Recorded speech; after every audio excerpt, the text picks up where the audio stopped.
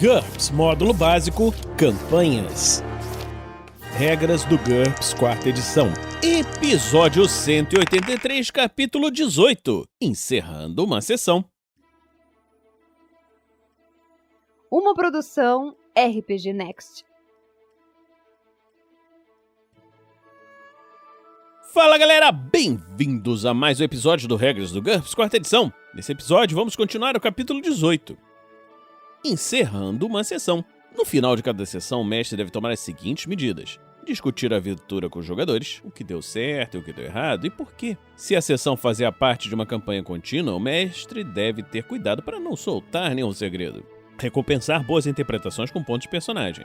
Guardar material de jogo, registros de NPCs, planos de controle do mestre são materiais úteis mais tarde. O mestre não deve perdê-los de vista. Um NPC pode até ser reciclado em aventuras futuras. Planejar a próxima sessão com os jogadores. Isso é muito importante em uma campanha contínua. Decida onde será a próxima sessão, quanto tempo terá se passado e qualquer outra coisa que os jogadores precisem saber antes da próxima sessão começar. Distribuindo pontos de bônus. No final de cada sessão, o mestre deve emitir pontos de bônus por boa interpretação. Boa interpretação é qualquer coisa que leve adiante a missão dos heróis ou que demonstre uma boa interpretação das características do personagem. De preferência, as duas coisas. Uma boa interpretação é mais importante que o sucesso da missão. Se o jogador fez algo totalmente fora das características de seu personagem, por exemplo, um covarde realizou um ato de bravura, ele não deve receber nenhum ponto por isso, mesmo que tenha salvado o dia para o restante do grupo. O mestre pode distribuir quantos pontos quiser, mas normalmente deve distribuir entre 0 e 5 pontos para cada jogador, com uma média de 2 ou 3 pontos por sessão. Poucos pontos em caso de uma interpretação ruim ou fracasso da missão e mais pontos para boas interpretações ou sucesso da missão. Lembre-se que um personagem não recebe nenhum ponto em uma missão se um dependente seu for morto, gravemente ferido ou capturado e não encontrado.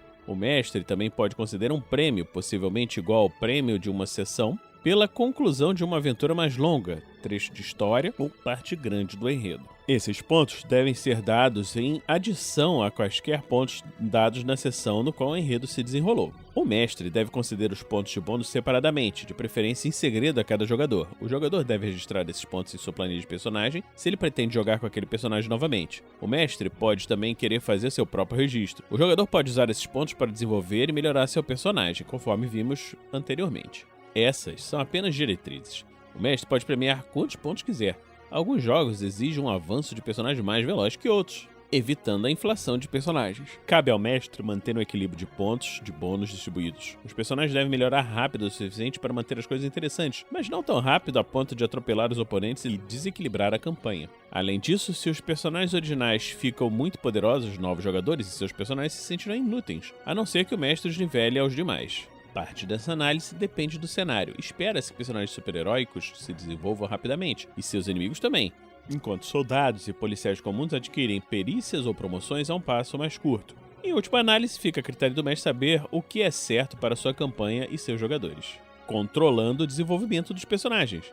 Se tiverem chance, alguns jogadores gastarão pontos sem grandes preocupações com as origens e objetivos declarados dos personagens. Obviamente, quando um jogador pede para usar pontos de bônus para comprar uma habilidade totalmente inapropriada, o mestre pode sempre responder não. Mas existem outras opções.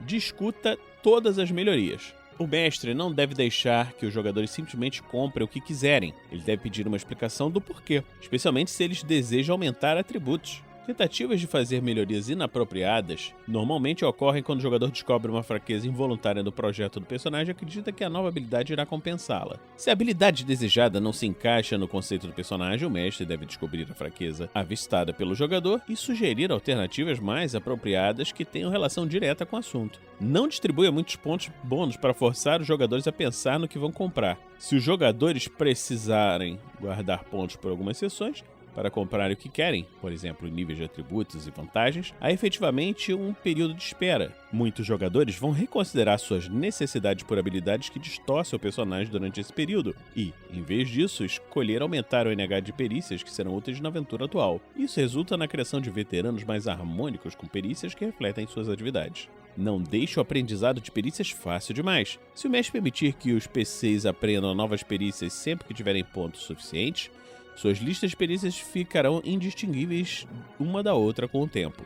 Se todos os PCs puderem lidar com qualquer situação, os jogadores vão concluir que seus personagens não precisam mais de companheiros. Isso pode dividir o grupo, e possivelmente até o grupo de jogo. É realístico aprender algumas perícias rapidamente quando se está sob pressão, mas o mestre tem a liberdade de determinar que outras perícias, especialmente mágicas e técnicas secretas de artes marciais, são mais difíceis de aprender para quem não faz parte de uma carreira específica. Dê outros prêmios além de bônus. Distribua ocasionalmente prêmios na forma de habilidades específicas em vez de pontos. Vantagens sociais, patronos, hierarquias, reputação, status, riqueza, etc.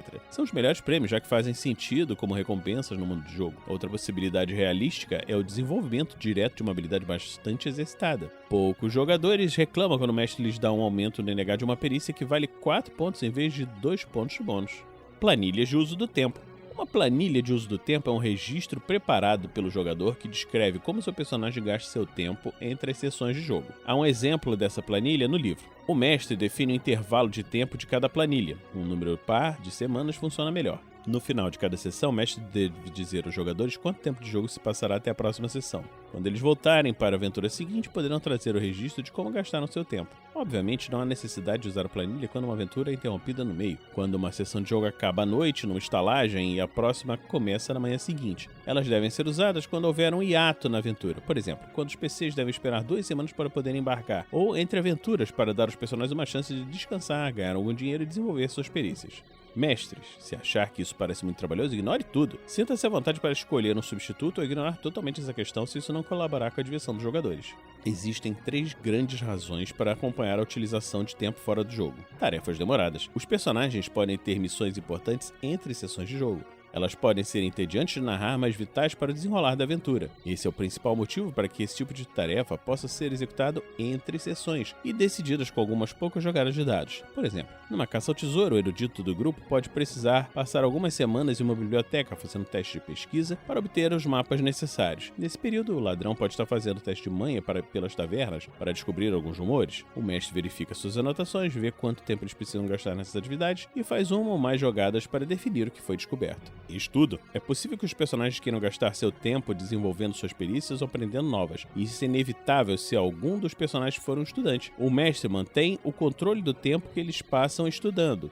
Quando esse tempo for suficiente para comprar um aumento no nível de habilidade do personagem, o crescimento será instantâneo, como nós vimos anteriormente quando falamos de o desenvolvimento por meio do estudo. Em empregos, o tempo gasto no emprego também deve ser anotado. Ele conta como estudo da perícia envolvida no trabalho, mas só 1/4 do tempo, ou seja, um dia de trabalho de 8 horas conta como 2 horas de estudo. Além disso, o emprego paga o custo de vida do personagem.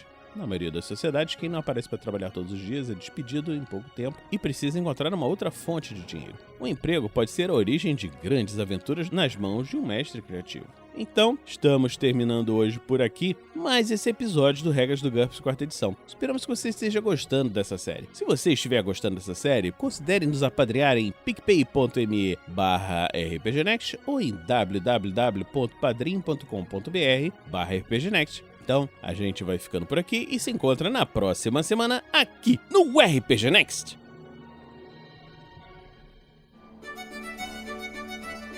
Regras do GURPS 4ª edição. Músicas por Kevin MacLeod e Scott Buckley. Uma produção RPG Next.